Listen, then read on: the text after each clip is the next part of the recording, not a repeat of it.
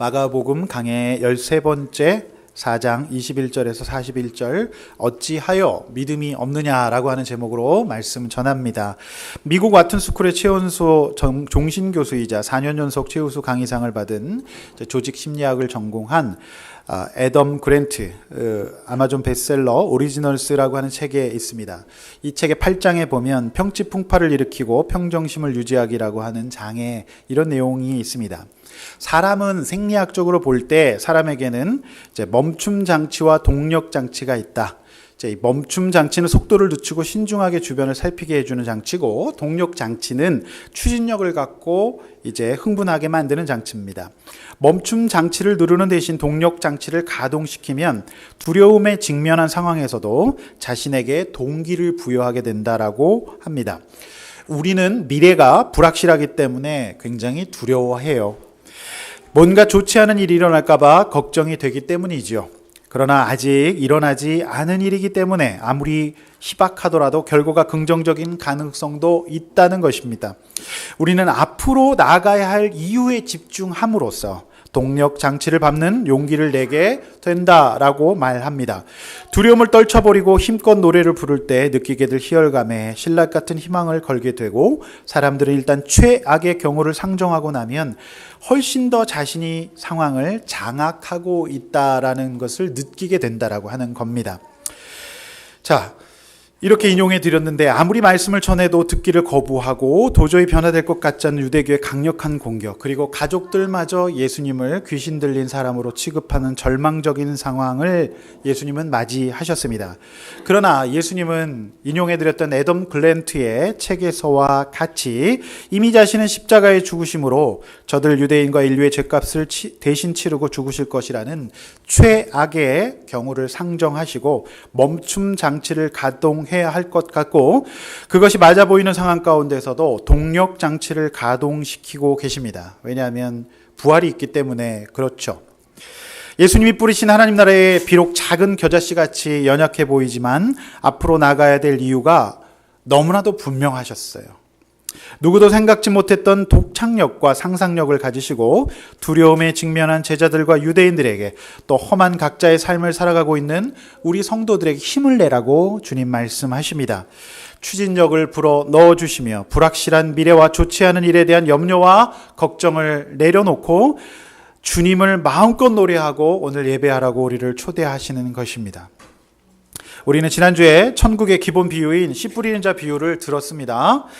오늘 본문에서 예수님은 이 비유를 말씀하시는 자신의 의도를 설명하시면서 다시 한번 주의를 환기시키시고 아직도 부족한 제자들의 믿음을 깨워주시고자 씨 뿌리는 자의 후속 비유를 몇 편 더 말씀하십니다. 이에 제자들과 함께 바닷가로 나가셔서 들은 비유를 잘 깨닫고 있는지 실습을 나가시는 본문까지가 오늘 내용입니다. 그러나 이 제자들의 실습 점수는 F 학점이었습니다. 페일이었죠. 말씀을 들은 제자로서의 믿음이 없었기 때문에 오늘 저는 이 어찌하여 믿음이 없느냐라는 제목으로 저와 여러분의 믿음을 다시 한번 점검받고 새롭게 하는 시간이 되었으면 좋겠습니다. 예수님의 말씀, 들을 귀 있는 자는 들을지어다 라는 말씀으로 설교를 시작하려고 합니다. 본론 첫 번째, 천국의 비밀은 이미 공개되어 있다라고 하는 겁니다. 그러니까 정답이 공개되어 있다, 길이 있다라고 하는 것입니다. 21절에서 25절 말씀인데요. 씨 뿌리는 자의 비유를 말씀하시고 난 뒤 예수님의 일성은 이것이었습니다. 사람이 등불을 가져와서 누가 말 아래나 평상 아래 두는 자가 있느냐라고 물으십니다. 여기서 말이 무슨 뜻인가? 이래야 이래 하는 말인가? 그 말이 아닙니다. 네, 웃으셔도 됩니다. 그 말 아니고 언더볼입니다. 영어 성경에 보면 볼, 그러니까 그릇이죠. 그러니까 제가 여기 이제 말이라고 하는 단어가 어렵기 때문에 이런 게 이해가 안 되면 성경 진행이 안 되기 때문에 다른 번역 성서를 찾아봤더니 공동 번역에서 굉장히 마음에 드는 번역을 찾았어요. 그것은 뭐냐면 대박 아래라고 표현하고 있어요. 대박이죠. 그러니까 등을 갖다가 돛박으로 덮어놓는 사람은 없지 않느냐. 그럼 이제 빛이 나가지 않느냐라고 뜻입니다. 그래서 저는 이 번역 굉장히 마음에 들어요. 돛박으로 등을 덮어두는 사람이 없지 않느냐. 또 상, 침대죠. 그 탁자, 이제 앉는 이런 이제 누울 수 있는 그 밑에다가 등 사서 집어넣는 사람이 없느냐? 없다라고 말씀을 하시는 겁니다. 그러니까 이 말씀을 하시면서 천국의 원리를 드러내려는데 숨길 것이 무엇이 있겠으며 이미 너희들 가운데 다 드러났다. 등경 위에 등을 두지 않느냐. 저거 보기만 하고 깨닫기만 하면 다 알 수 있다. 모르는 게 이상한 거다라고 정답을 이미 말씀하고 계시는 것을 볼 수가 있습니다. 자, 23절, 25절 우리 다시 한번 좀 볼 텐데요. 우리 함께 다시 한번 또 읽겠습니다. 시작. 들을 게 있는 자는 들으라. 또 이르시되 너희가 무엇을 듣는가 스스로 삼가라. 너희의 헤아리는 그 헤아림으로 너희가 헤아림을 받을 것이며 더 받으리니 있는 자는 받을 것이요 없는 자는 그 있는 것까지도 빼앗기리라. 자, 예수님 보실 때에는 유대인들뿐만 아니라 제자들도 못 알아듣고 있었어요. 너희가 못 알아들으니 이 땅의 소재와 언어로 천국을 설명하지 않았느냐. 도대체 무엇을 듣고 있느냐. 너희들이 다른 것 듣고 있는 거 다 안다. 너희가 다른 것 듣고 천국을 헤아리고 간을 보면 그만큼 먼 길 돌아가게 된다. 천국의 진리의 모든 것이 다 있건만 이 있는 자에게는 더 많은 것을 얻게 되고 없는 자는 더 빼앗기는 마이너스의 인생을 살게 될 것이다라고 말씀을 오늘 하시는 것입니다. 여러분, 이 말씀을 보면서 무엇을 묵상하고 적용해야 될까요? 정답은 나와 있다라고 하는 거예요. 우리 주보에 이제 노트에 나와 있습니다. 정답은 나와 있어요. 저는 그동안 목회하면서 충분히 보아왔습니다. 만약 이 말씀에 진리가 없었다고 한다면 지금까지 오랫동안 목회하지 못했을 것입니다. 설교를 하면서 그리고 성경을 묵상할수록 확신이 드는 것은 하나님은 우리의 삶에 대해서 너무나도 구체적이고 현실적으로 답을 알려주신다라고 하는 거예요. 그러므로 말씀대로 따라가고 인도받는 인생이 최고의 복된 인생이라고 저는 확신합니다. 오늘 예수님의 말씀이 그런 것이에요. 훤히 드러나 있습니다. 감추어진 것 같지만 제대로 듣기만 한다면, 소리가 아니라 의미로 듣기만 한다면 오히려 모르기가 힘들다는 거예요. 모를 수가 없다라는 것이 예수님의 말씀이에요. 저는 이제 금요일 날 부부 목장을 하면서 미리 이제 설교를 저는 준비하고 있었습니다. 그래서 이 예수님의 말씀이 계속 떠올랐어요. 그러니까 천국은 75%의 어려움을 감내해야 된다. 그러나 반드시 뿌린 씨앗은 열매를 맺는다는 이제 천국의 기본 비유를 들으셨죠. 자, 제가 이제 나눔을 듣는데 어떤 집사님께서 이런 나눔을 해주셨어요. 매일 똑같은 소리를 하고 있는 내 아내를 보니 너무나도 참을 수가 없었다. 화가 치밀어 올랐고 나는 이만큼 노력하고 있는데 자기 하고 싶은 거 다 해주는데 안 변해 못 참어라는 나눔을 들었습니다. 네, 그 나눔하신 분이 저와 지금 눈이 마주쳤는데, 그러나 저는 진지하게 물었습니다. 집사님, 혹시 지난 주일에 씨 뿌리는 자 비유를 들으셨는데 지금 아내에게 뿌려진 말씀의 씨앗이 안 자라거나 죽었다고 생각하시고 계시지 않은가요? 75%의 말라버리는 증상을 미리 알고 가라고 예수님 말씀하셨는데 혹시 집사님과 아내의 관계에서 이 말씀을 대입해 보신 적이 있으신가요? 라고 제가 물었는데 그래 보지 않았다라는 말씀을 해주셨어요. 다른 어떤 노력을 하더라도 최종적인 권위가 있는 예수님의 말씀을 믿지 않으면 인생에 답이 없어요. 그러니까 여기에 우리 신앙생활에 비극이 있는 거예요. 제자들의 비극이 있는 거예요. 분명히 말씀드렸지만 씨 뿌리는 자의 비유에 토양의 강조점이 있지 않아요. 토양이 중요한 게 아닙니다. 내가 좋은 땅이 되려야 될 수가 없어요. 우리에게 요청되는 작업은 내가 직접 밭을 가려고 하면 너무 힘들고 돌도 많아서 치워낼 수가 없어요. 그럼 화만 나죠. 좌절하고 포기하게 됩니다. 그래서 예수님께서는 오늘 네가 밭을 가는 것이 아니라 귀 있는 자는 들을지어다 라고 거듭 말씀하시면서 우리 인생에 대한 정답을 듣지 않는 문제가 더 심각하지 토양의 문제가 있지 않다라고 오늘 말씀하시는 거예요. 그래서 이 어떤 그 정답을 두고도 이 말씀, 하나님 나라의 원리를 내 삶에 가져오지 못하는 문제는 2000년 기독교 역사의 고질적인 문제라고 할 수 있습니다. 오늘 두 번째로 저는 우리가 다른 것을 듣고 있다라고 예수님 말씀하셔요. 다른 것을 듣고 있습니다. 24절에 예수님은 또 다른 진단을 하세요. 저들이 무언가를 듣고 있는 것 같다는 판단이셔요. 우리는 귀가 있습니다. 그래서 귀는 청력이 작동해요. 귀가 있는 한 아무것도 안 들을 수 없습니다. 즉 소리는 사람의 소리일 수 있고 우리가 듣는 다른 것들은요 세상의 소리일 수도 있고 제가 볼 때 많은 사람들이 자기 소리를 들어요. 그러니까 자기가 생각하면서 이렇게 자기 소리를 듣죠. 그러니까 다른 사람의 얘기를 듣는 사람도 있고 그렇습니다. 그래서 예수님은 너희가 무엇을 듣는가 스스로 삼가라. 즉 믿지 않고 다른 소리를 듣고 너희 인생을 계산해봐야 답이 나오지 않는다라고 하는 거예요. 그 방식으로 계산한다면, 너희가 다른 소리를 듣고 계산한다면 있는 것도 다 날려버릴 것이고 마이너스의 인생을 살게 될 것이다라고 말씀하시는 거예요. 그러나 내가 이전하는 하나님 나라의 저 믿음의 계산 방식을 듣는 자는 분명히 플러스 인생을 살아서 있는 것도 더 받게 될 것이다라고 오늘 주님 말씀하시는 거예요. 이 말씀의 뜻을 아시겠습니까? 다른 것을 듣거나 내 소리를 들으면 잃는 인생을 살게 될 것이다라고 말씀하십니다. 사랑하는 성도 여러분, 사실 이 말씀은 목사가 제일 먼저 적용해야 될 말씀이에요. 목사가 성경 말씀을 듣고 믿지 않고 다른 것을 듣고 전하면 어떻게 하겠습니까? 저는 일찍부터 말씀 묵상을 붙잡을 수밖에 없는 환경이었어요. 지금도 너무나도 감사하게도 성경 말씀하시는 것을 듣고 전하려고 애를 쓸 뿐입니다. 다만 더 완벽한 모습으로 전하지 못해서 죄송할 뿐이에요. 우리 모두는 그 훈련을 받아왔고 앞으로도 그렇게 할 것입니다. 사랑하는 여러분, 무엇을 듣고 계십니까? 적극적으로 이제 어떤 사람은 이제 철학이나 학문, 세상의 교육들 이런 것들을 막 듣고 따르는 사람도 있고, 어떤 사람은 어떻게 해요? 자기 안의 소리, 그러니까 나만 믿는다라고 하는 사람들도 있습니다. 내 삶에서, 내 경험에서, 내가 받은 교육에서, 내가 자란 가정에서 들었던 소리를 듣고 있어요. 그래서 우리 가운데 천국이 임하지 못하고 있고요.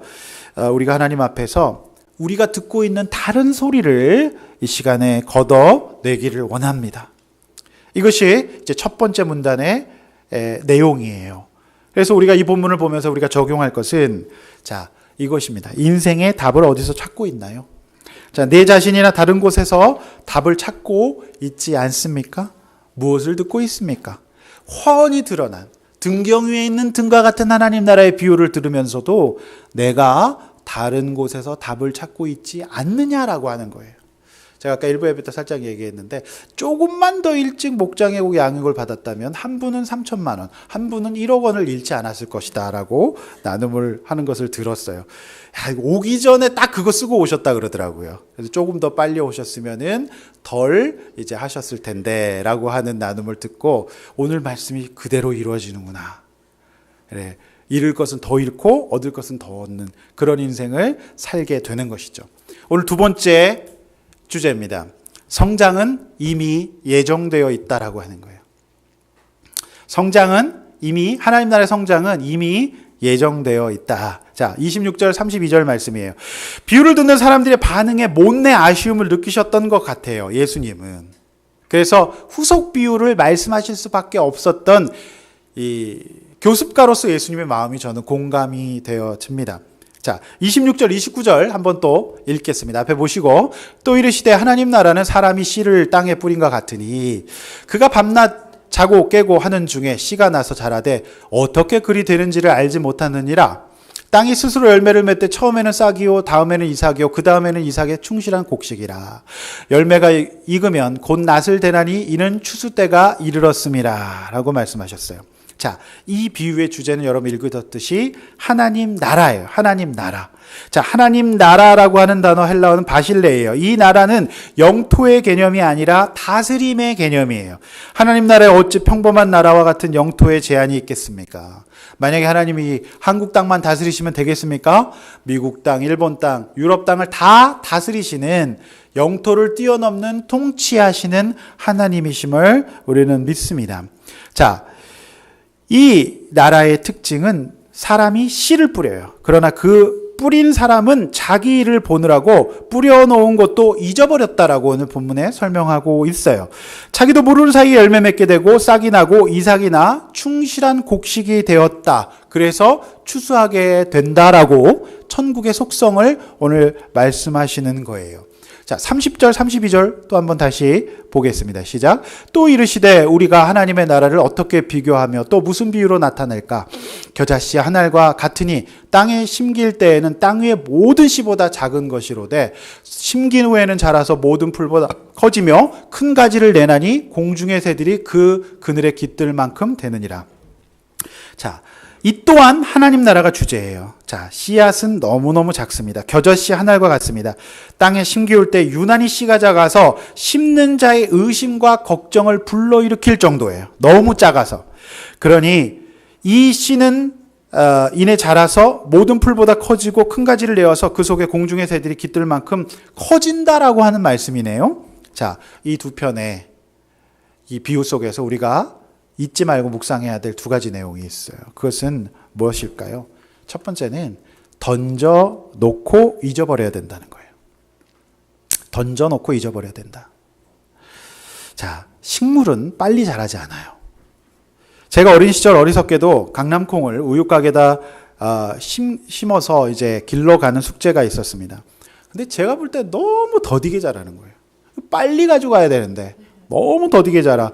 그래서 학교 숙제로 가져가야 했기 때문에 완전히 떨어지지 않는 떡잎을 손으로 뗐습니다. 그리고 살짝 늘려놨어요. 다음날 강낭콩은 보란듯이 죽어 있었습니다. 자, 콩 안의 생명력과 흙과 물이 해야 되는 역할을 제가 하려다가 사단이 난 것이죠. 제가 초등학교 때 이 천국 비유를 들었다면 그렇게는 안 했을 겁니다. 잊어버려야 되는데 그냥 학교 가고 왔다 가고 자고 일어나야 되는데 오직 얘가 언제 자라냐만 생각했던 거예요.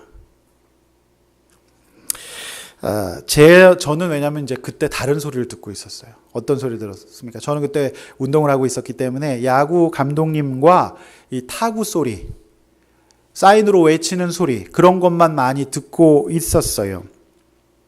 그래서 제가 이런 인생이 되었구나라는 생각이 되었는데요. 제가 이 묵상을 하면서 굉장히 좀 마음 아픈 묵상이 되었는데, 제가 이제 그 운동하느라 그러니까 이제 프로야구 선수 되었고 성공해야 된다. 그 얘기 듣느라고요.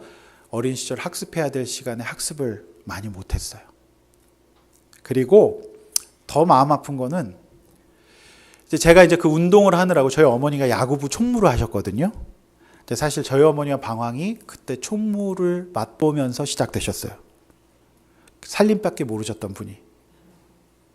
제가 그 생각을 하면서 진짜 내가 일찍 하나님의 말씀 씨 뿌리는 자의 비유를 들었다면 강낭콩 늘리지도 않았을 거고, 그 다음에 하나님 말씀 따라서 그저 그냥 학교 잘 다녔을 텐데 나 때문에 내가 다른 소리 들어서 정말 많은 것을 잃었구나, 이런 회개가 되었어요. 돌이켜보면 제가 다른 소리를 들어서 저희 어머니가 그렇게 되신 것 같아요.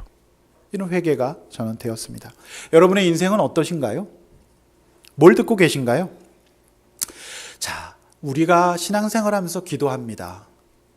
그리고 우리가 그 소망을 품고 자라는데 너는 왜 안 변하니? 언제 자라냐? 언제 자랄 거냐? 언제까지 기다려야 되냐? 자, 이런 소리는 우리가 접어야 합니다.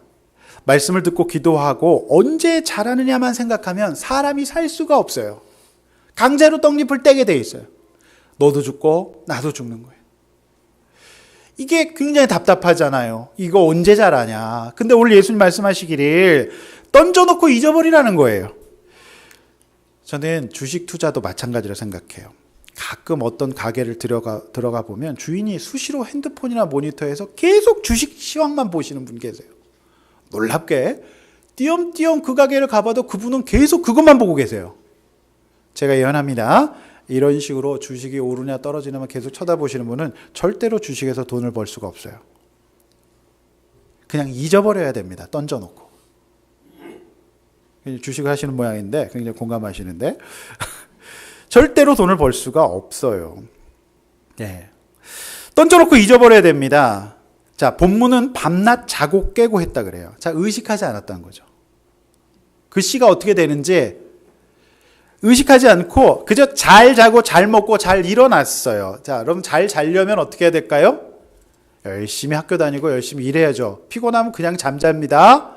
자, 근데 계속해서 이 씨가 어떻게 자라나, 얘는 언제, 이거 하나님 언제 응답할 거만 계속 보면 잠이 안 와요. 그냥 열심히 일하고 일상생활, 생활 예배를 잘하면 하나님께서 그것들을 길러주신다라고 오늘 말씀하시는 거죠. 이 비유의 사람은 하루하루 뚜벅뚜벅 일상생활을 성실했던 것 같아요. 여기에 진리가 있어요. 그럼 내 아내가 언제 변하냐? 내 자식이 언제 변하냐? 또 내 자신에게 나는 언제 변하는가? 눈에 쌍심지를 켜고 자로 재어보는 것이 아니라 여러분 집에 잘 들어가고 잘 먹고 잘 자면서 주어진 일상생활을 잘 해야 합니다.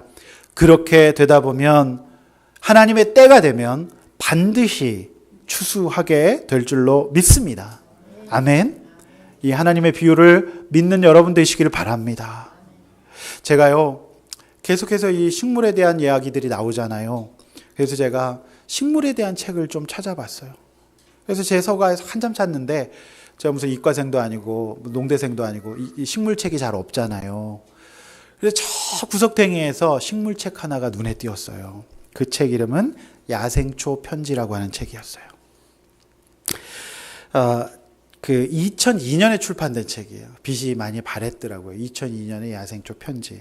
자, 이분의 그 이야기는 이래요. 1955년생으로 서울농대를 졸업하고 뉴욕 사회과학대학원에서 제3세계 정치를 공부하던 중 학원 간첩단 사건에 연루가 되어서 온갖 고문을 받고 무기징역을 받게 되셨어요. 그러나 이 사건은 훗날 국가기관의 조작 사건임이 밝혀지면서 사건의 진상이 밝혀졌지만 그때는 이미 그가 30살이었던 1985년에서 1998년 44살이 될 때까지 13년 2개월 동안의 황금 같은 청춘을 감옥에서 보낸 후였어요. 농학을 전공한 그였기 때문에 지난한 감옥 생활에서 그는 야생초들을 기르며 느낀 단상들을 적어 야생초 편지라고 하는 책을 세상에 내놓음으로써 베스트셀러 작가가 되신 분이에요. 그 책 151쪽에는 이런 내용이 적혀 있습니다. 연약하면서 끈질긴 풀, 수, 까, 치, 깨. 자, 이놈은 주변 환경이 아주 안 좋거나 뿌리가 일부 들렸거나 하여 몸에 이상이 오면 수평으로 나 있는 잎사귀를 수직으로 내려뜨려 모두 땅으로 향하게 한다. 이놈을 최초 옮겨 놓을 때도 그랬다. 처음부터 잎사귀들이 모두 땅을 향하고 있었기 때문에 참 이상한 풀이노구나 라고 생각했습니다. 교도소에 들어와 운동장에 옮겨 심고도 상당히 오랜 기간 동안 그런 상태로 있길래 원래 이렇게 생겨먹은 풀인 줄만 알고 있었습니다. 그런데 한두 달 정도 지나 뿌리가 완전히 정착하고 비도 몇 번 맞고 나니까 잎이 어느 날 수평으로 서 있는 거였어요. 지금도 이놈은 뿌리나 줄기에 상처를 입으면 잎사귀를 축 늘어뜨린다고 합니다. 보통 풀보다 훨씬 느리게 원상 회복되는 것으로 보아 상당히 연약한 풀로 볼 수 있지 않을까 하고 생각하기 쉽지만 어떻게 보면 그렇지도 않다라고 하는 거예요. 1년 초인 이놈은 생존 경쟁이 극심한 그 좁은 교도소의 화단에서 어떻게든 뿌리를 내리고 한여름이 되면 여지없이 여기저기 얼굴을 내밀었다고 해요. 그러면서 이분은 이렇게 얘기해요. 연약하면서도 끈질긴 풀, 수까치게 그야말로 은근과 끈기의 우리나라 야생초다. 이렇게 얘기했어요. 자, 예수님의 비유를 읽는 입장에서 야생초 편지를 제가 읽어보니까요. 왜 저자가 하고 많은 일들 중에 너무 연약하고 잘할 것 같지 않고 변할 것 같지 않은 엄혹한 감옥의 환경에서 그토록 야생초 기르기에 매달렸는지 깊은 이해가 되었어요. 아무것도 할 수 없는 야생초와 같은 자신의 인생이지만 저들 연약하면서 그러나 끈질긴 생명력이 있는 저들을 보면서 무너지려고 하는 자신을 추스릴 수 있지 않았겠습니까? 복음 천국 비유에 제가 볼 때 우리는 성경을 통해서 씨 뿌린 자 비유를 보지만 이분은 진짜로 저 시청각 교재 실물을 보면서 자신의 인생을 견뎠던 것 같습니다. 사랑하는 성도 여러분, 천국 백성의 성품은 단연 은근과 끈기여야 하겠죠. 우리가 들판의 야생초보다 못하면 되겠습니까? 예수님은 지금 이 시대에 오셨다면 아마도 저 숲같이 깨를 보라고 말씀하셨을 것 같아요. 살려고, 에너지를 비축하려고 이렇게 하고 있으면 죽을 것 같으니까 이렇게 해서라도 살려고 하는 거예요.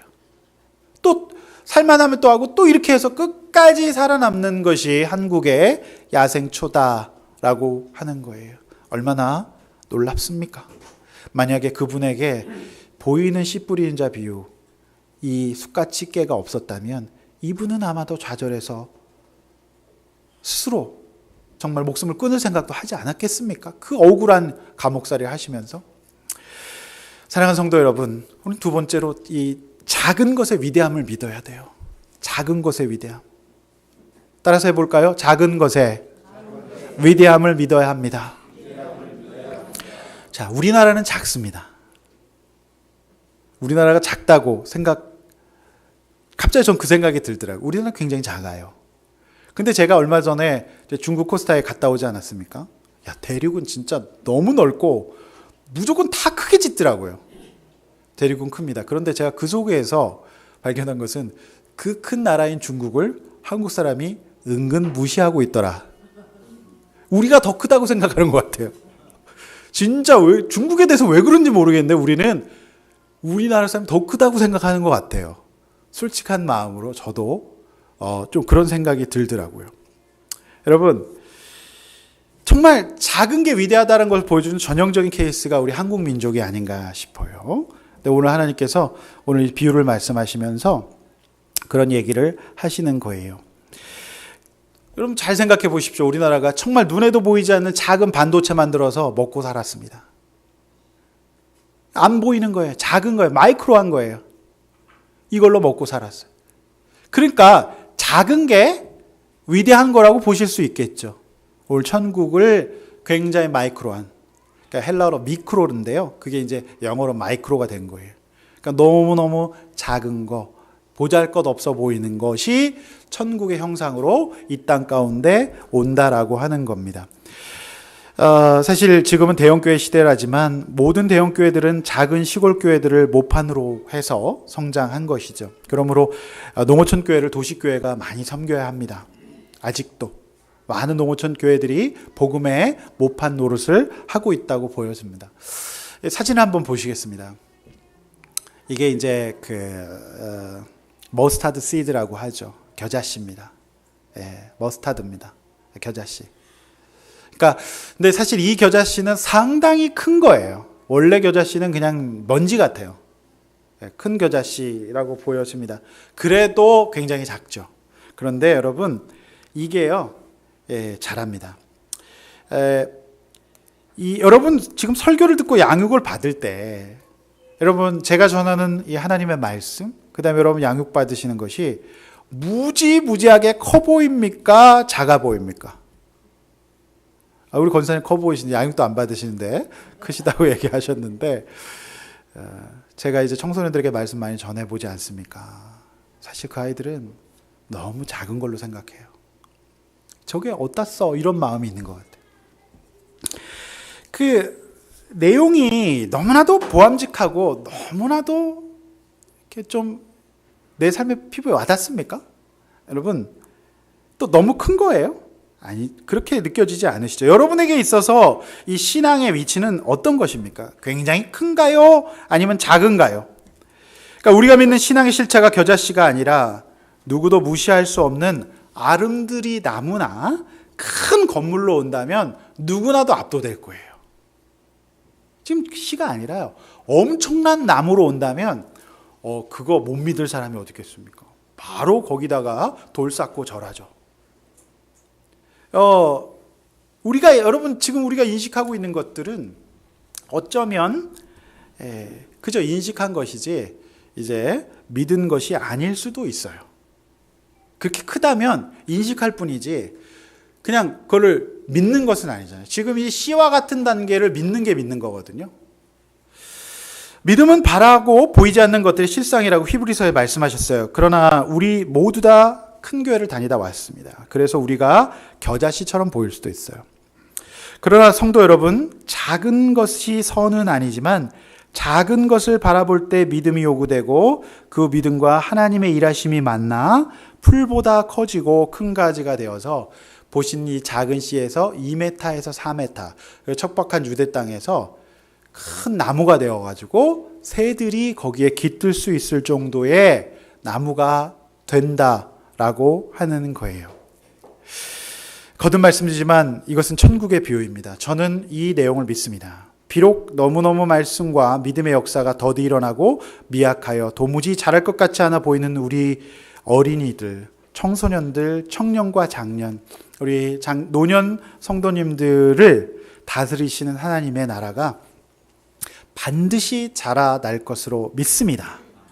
저리도 작은 말씀과 믿음의 겨자씨 한 알이 내 인생에 도무지 어떤 영향도 미치지 못할 것 같을 때 여러분 이 말씀을 기억하세요. 잊지 마십시오. 예수께서 여러분 가운데 믿음을 자라게 하실 것입니다. 그리고 그것을 믿는 것이 우리가 해야 되는 일이라고 오늘 말씀하십니다. 아멘. 여러분 이렇게 한번 나눠보십시오. 때는 하나님께 맡기고 잘 먹고 잘 자는 일상생활을 하고 계신가요? 언제 자라나? 언제 변하나? 이거 따지지 마십시오. 오늘 천국 비유는 사실 그 유대인들이 봤을 때, 이 제자들이 봤을 때 예수님이 뿌리시는 그 씨앗이 유대인들의 그 아성이 너무 대단해서 그 당시에 그 유대인들의 성전이 무너질 것이라고 생각이나 했겠습니까? 못하는 거예요. 예수님이 말씀하신 그 뿌리, 그게 실제로 제자들은 그걸 무시했어요. 그냥 들었어요. 그리고 다른 소리 들었습니다. 그래서 저와 여러분의 모습이 이럴 수가 있기 때문에 여러분 우리가 다른 거 들은 게 아니라 하나님의 말씀을 들었다면, 이 비유를 들었다면 반드시 잘할 것을 믿습니다. 할렐루야. 내 믿음이 겨자씨 하나같이 너무 작아서 영향을 미치지 못할 것 같은 상황이나 대상은 누구인가요? 그게 누구인가요? 하나님께서 반드시 자라게 하실 것을 믿습니다. 아멘. 자, 이제 세 번째, 믿음이 없는 인생의 항해는 이미 실패가 예상된다라고 하는 거예요. 믿음이 없는 인생의 항해는. 자, 우리 33절, 34절을 한번 또 앞에 보시면서 큰 목소리로 정신 바짝 차려서 한번 읽어보겠습니다. 시작.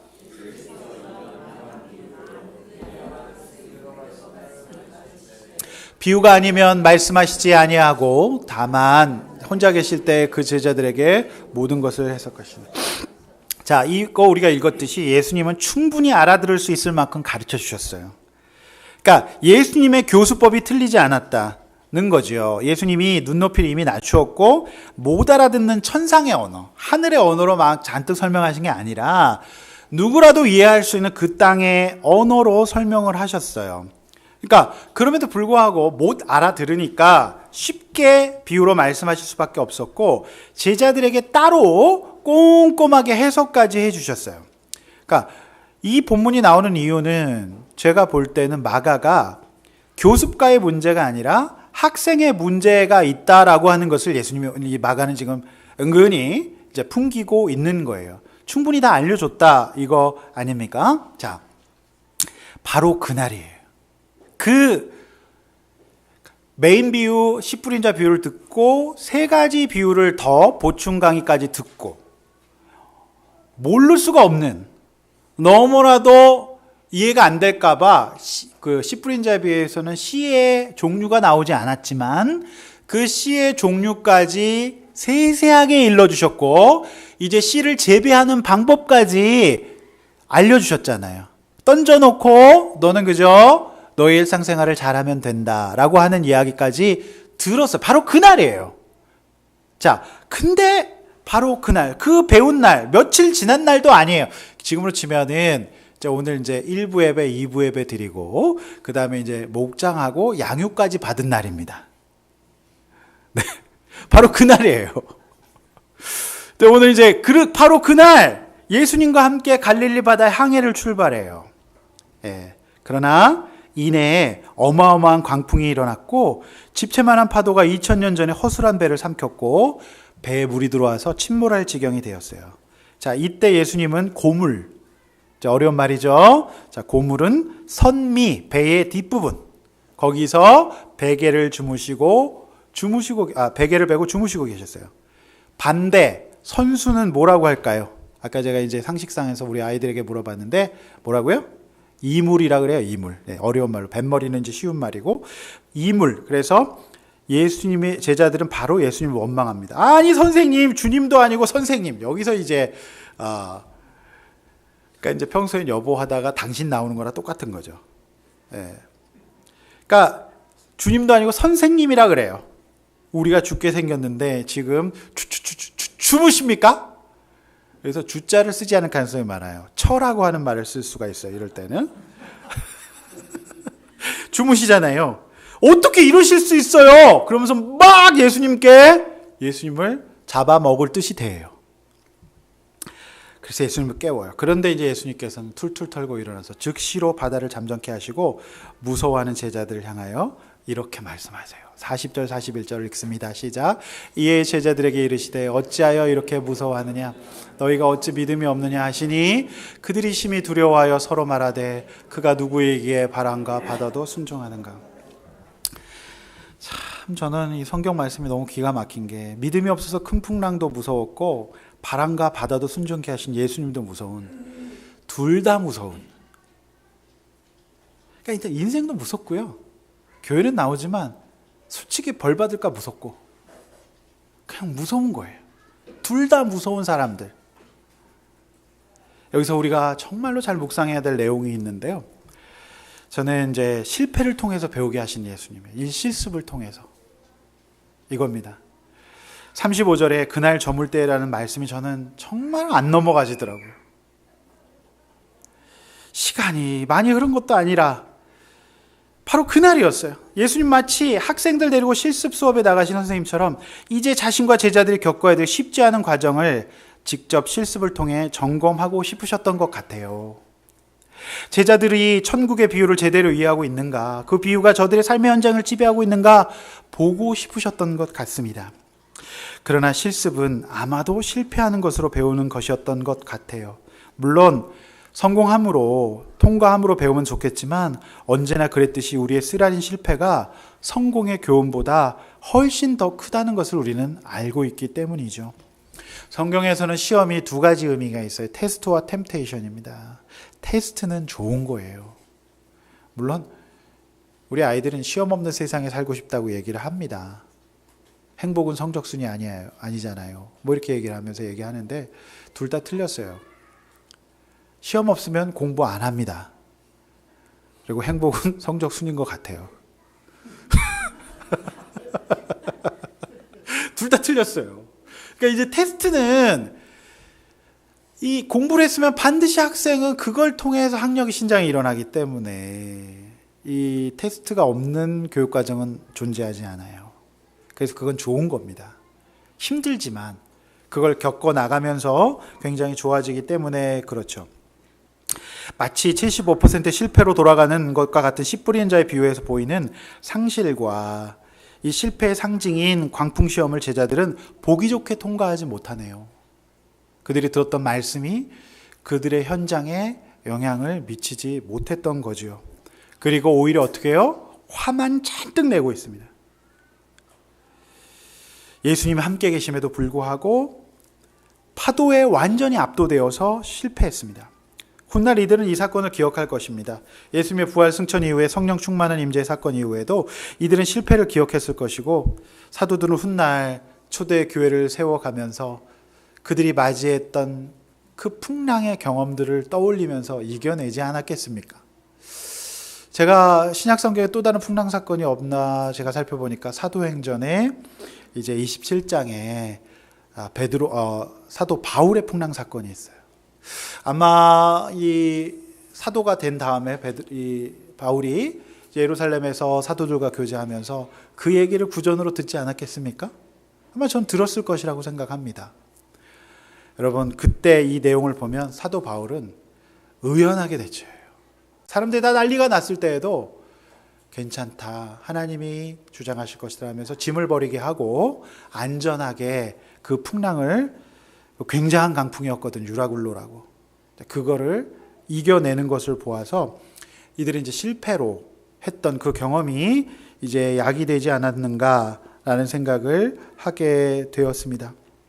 여러분, 내 인생에 큰 풍랑이 올 때마다 우리는 넘어질 수밖에 없어요. 그래서 이건 뭐냐고, 예수님 주무시냐고, 왜 안 돌아보시냐고 우리 김은호 집사님의 말투로 이제 하실 수 있겠습니다.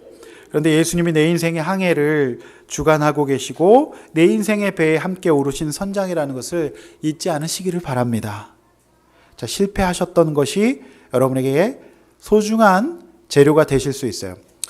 오늘 이제 이 마지막 세 번째 대제에서 저는 가장 핵심적인 내용, 어쩌면 이 본문의 가장 핵심적인 내용일 수도 있는데, 급할 때에만 예수님을 깨우는 제자들의 연약한 믿음이에요.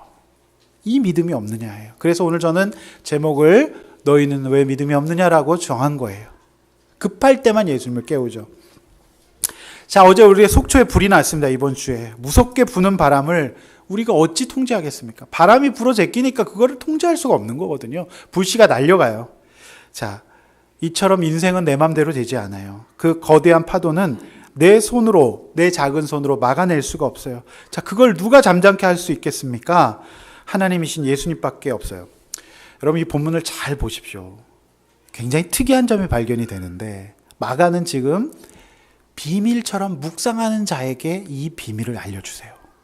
읽는 자에게는 알려주지 않습니다. 그래서 이 천국은 비밀이라는 게 내가 묵상하고 땅을 캐고 알려고 들면 보이기 시작해요. 여러분, 굉장히 특이한 점이 발견되는데 36절의 뉘앙스가 특이해요. 제자들이 예수님을 배에 계신 그대로 모시고 갔다. 물론 예수님께서 저곳으로 가자고 얘기하셨지만 오늘 제자들이 예수님을 모시고 가는 형국으로 그렇게 묘사가 되어 있어요. 자, 왜 그럴까요?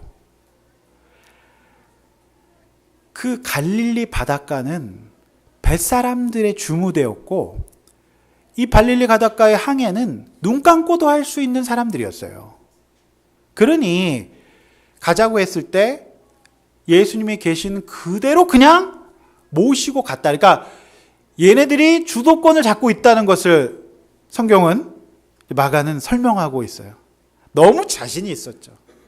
지금 일단 바다가 평온한 데다가 내가 너무너무 잘 알고 잘할 수 있는 일이기 때문에 그냥 모시고 간 거예요. 내가 지금 주도권을 행사하고 있는 거죠. 그렇지 않습니까? 자, 또 하나 본문에 마가는 소중한 비밀 힌트를 하나 넣어놓고 있어요. 뭐냐면 주무셨다는 거예요, 예수님이. 근데 예수는 주무셨다. 자, 이거를 이제 여러분 단편적으로 읽으면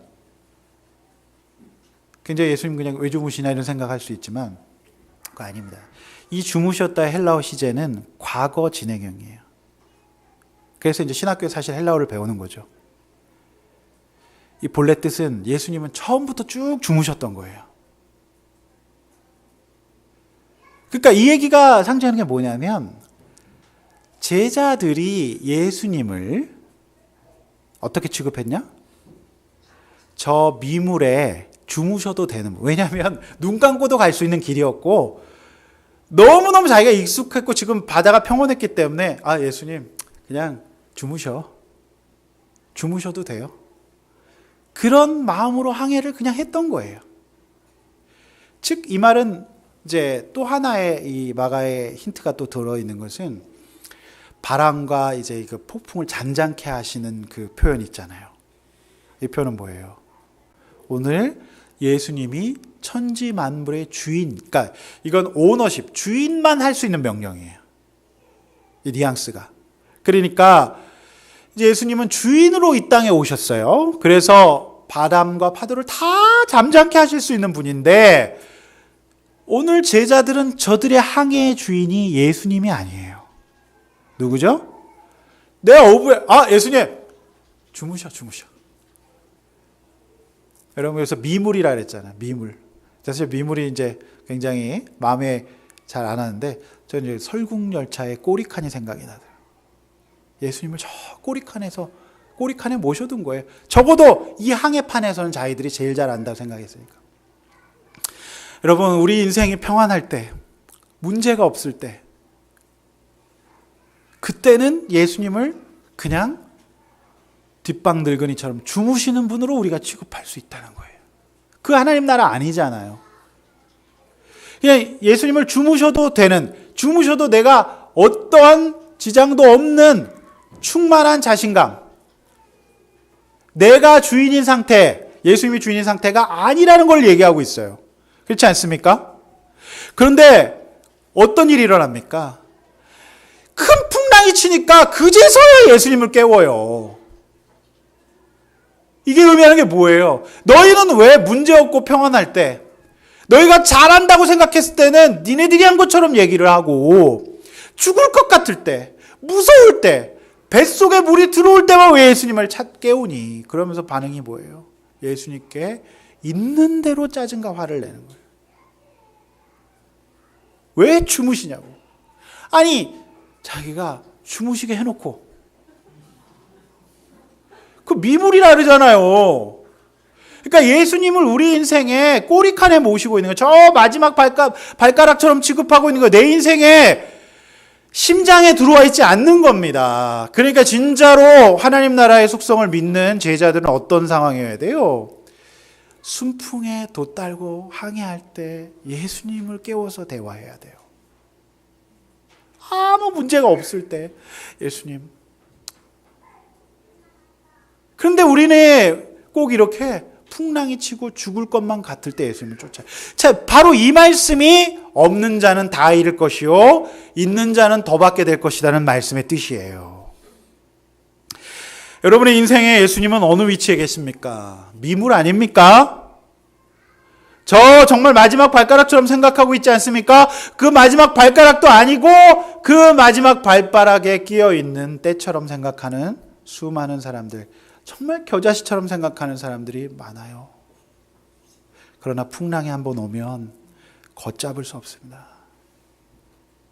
우리 제 아무리 어부생활로 잔뼈가 굵은 베드로도 그 풍랑을 제어할 수가 없어서 공포에 덜덜 떠는 게 우리 연약한 인생이다라고 하는 거예요.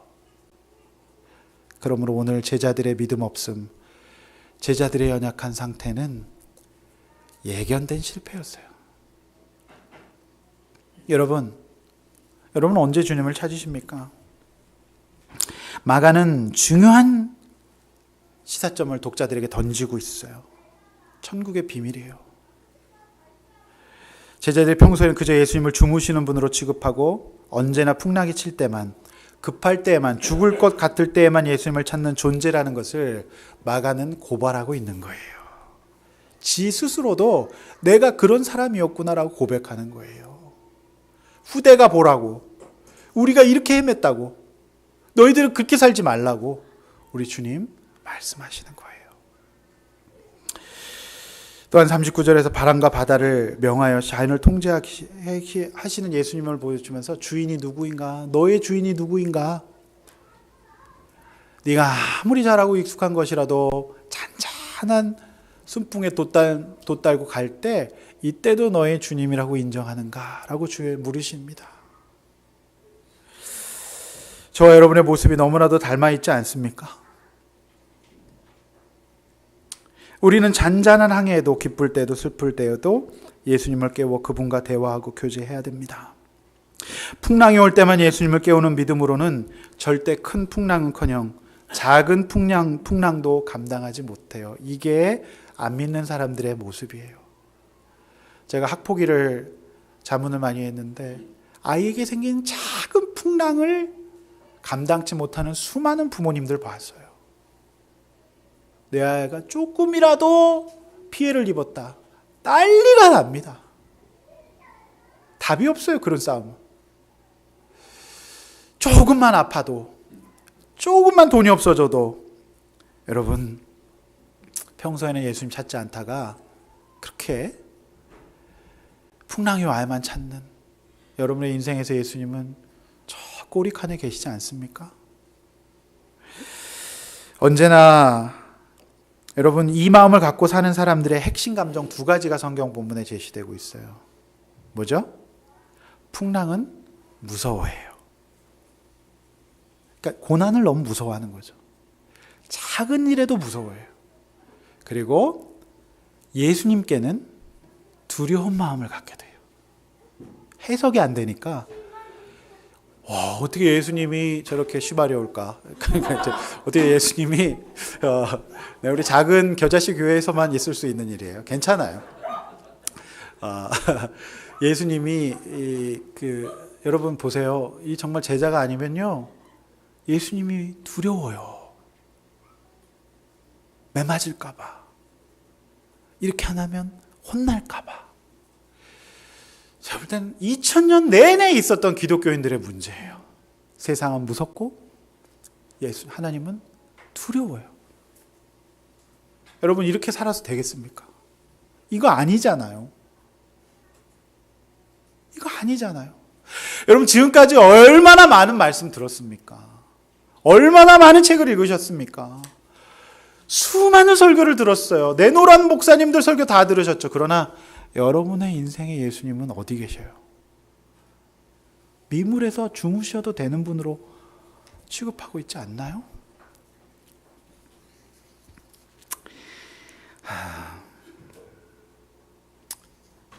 왜 무서워하느냐? 너희가 어찌 믿음이 없느냐라고 예수님 말씀하십니다. 누구나 크고 작은 파도를 인생의 항해에서 맞이게 하게 됩니다. 바로 이때 예수님과 교제하며 그분의 나라를 깊게 이해하고 믿음의 씨앗을 품고 사는 사람의 인생에는, 잘 들으십시오, 파도의 유무가 중요하지 않아요. 예수님과 항상 교제하는 사람은 파도의 유무가 중요하지 않아요. 저는 제가 이렇게 큰 풍랑을 맞아본 적이 없을까 계속 묵상했어요. 제가 이런 거 묵상하느라고 아주 그냥 시간이 그러니까 10장의 원고를 매주 이제 쓰는데 이게 이제 그냥 나오는 게 아니라 주초에 이제 뼈대를 잡고 이제 묵상과 묵상을 거듭하고 또 이제 책들을 찾아서 이제 그 예들을 보고 있는데요. 제가 이제 계속 그 생각에서 나는 이런 적 없을까? 나는 이런 적 없을까? 아무리 생각해봐도 제가 시골 근데 그런 거 경험해본 목사님들도 계시더라고요.